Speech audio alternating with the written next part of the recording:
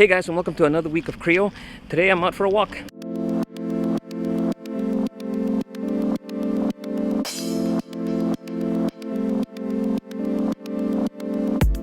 This week I'm just doing a little bit of a walk around this neighborhood. Now as I walk around here and look at all these massive houses and seeing their sizes and different colors, you start to wonder, what kind of house would God have? What would he build if he were here on earth? There's a story, well actually there's two stories, one found in Exodus and one found in Leviticus, that talk about how God came down upon Mount Sinai.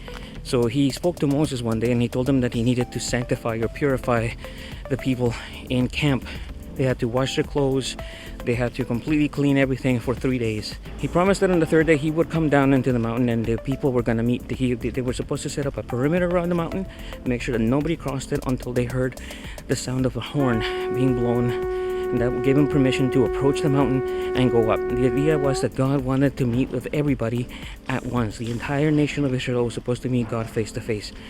And the scripture says that a giant cloud came upon the mountain. It covered the entire thing.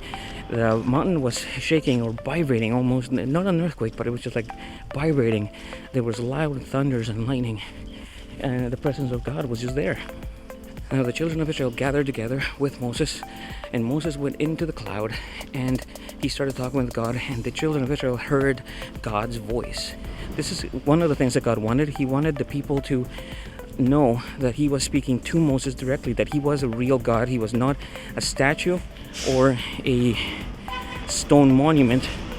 He was a real person speaking with words to Moses, and Moses had God's authority, and everybody freaked out. Everybody was scared, and they didn't go into the mountain. They didn't dare approach God's presence because they were scared of it. They were afraid. So now you got to remember too, at this point their experience with gods was just like the Egyptians' gods. They knew there was a God of their ancestors, but they'd never seen him before. They never heard him. Nobody's ever shown them or shown his presence like that before to them. So they were scared. You know, I don't know how you would feel. Hey, leave a comment below how you would feel if God came down and talked to you. You know, you never heard him before. The point is that they were scared, and they told Moses, no, you go talk to him for us. We'll listen to what you say. We're not going to go up there. He's too scary. He's going to get angry at us, and we don't want to be destroyed by him. So you go ahead, you talk to him, we trust you, and do it. So Moses goes, and it says in the scriptures that he went up for like 40 days and 40 nights. So he's up there, and somehow the cloud was still on the mountain.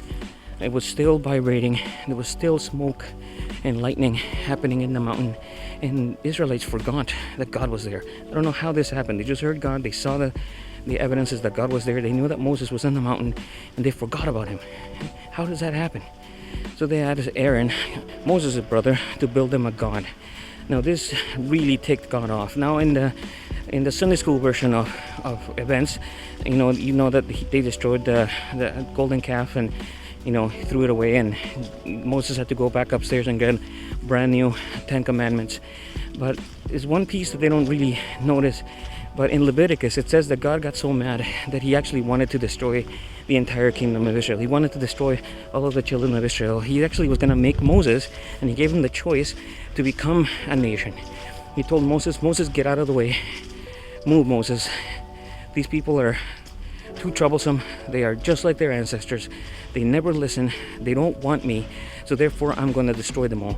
Get out of the way. I'm going to make a nation out of you. Moses declined. Now that's incredible for somebody. It shows his faithfulness and his understanding of who God was.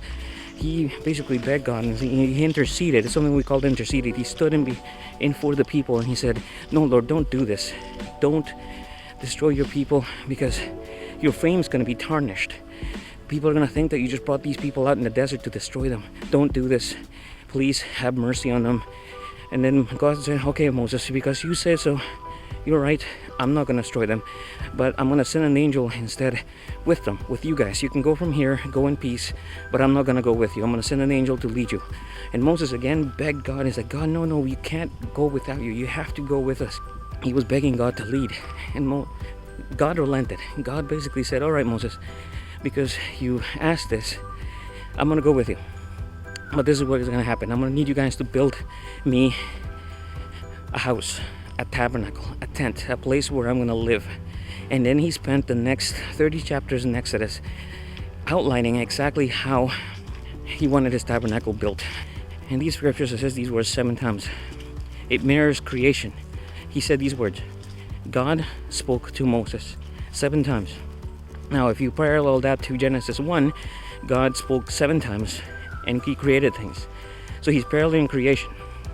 All right, so it's a parallel. He's bringing it back to the beginning. Now, at creation, God himself said this. He was basically building the place, building the house, building the dwelling, and we were charged with filling it.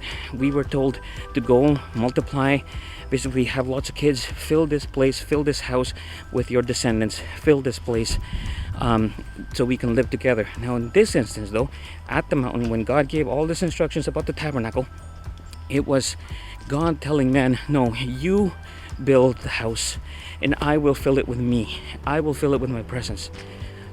And he did. They spent a year and a whole bunch of different things had to be built, but they finally got the ark, the ark and the tabernacle and all the furnishings prepared for God. We're going to talk about specifically what they all mean next week. Once the tabernacle was completed, God came down, and that same smoke and fire and lightning that was on the mountain came and rested over the tabernacle. And whenever God's presence was on it, Moses was supposed to go in and talk to God. And wherever they went, the children of Israel would set up this tabernacle right in the middle of their camp. And the reason that he requested that it was made and put in the middle of their camp was because he wanted the children of Israel to remember that he was at their center, that he was in their midst always. He wasn't going to leave them. He was going to be with them wherever they went. And so he created something that was amazing inside of the tabernacle, and we'll take a look at next week. It was basically a representation of the Garden of Eden again, because it's something that we need to remember, that God's presence lives with us all the time. That his desire, guys, is for us to be with him every day, not just in our church Sunday services, but in every single thing that we do. I want you to imagine this. What would happen if God had decided to come down in a big giant cloud and set himself up in the middle of downtown? You could see him from everywhere.